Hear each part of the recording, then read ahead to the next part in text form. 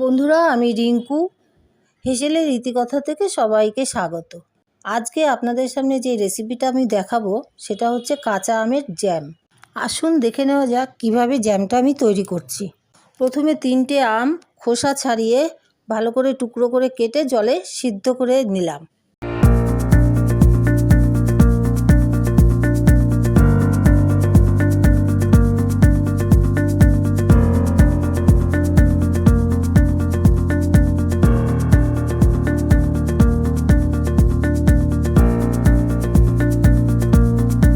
সিদ্ধ হয়ে গেলে আমটাকে ছেঁকে তুলে নিলাম।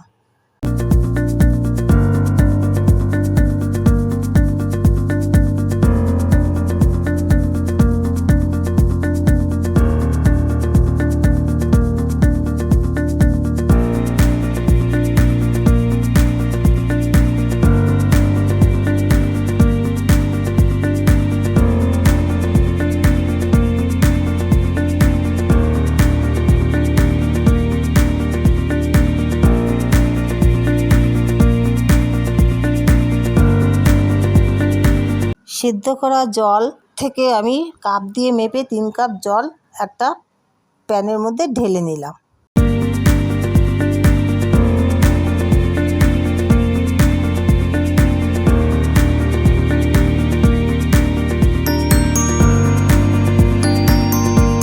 এর সাথে আমি 3 কাপ চিনি দিয়ে দিলাম। জ্যামটাকে বেশি দিন প্রিজার্ভ করার জন্য একটুখানি ভিনিগারও দিয়ে দিলাম।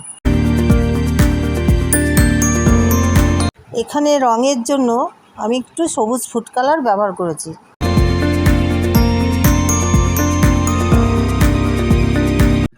এই মিশ্রণটা যখন গাঢ় হয়ে আসবে তখন ঠান্ডা করে কাচের পাত্রে স্টোর করে রেখে দেবো।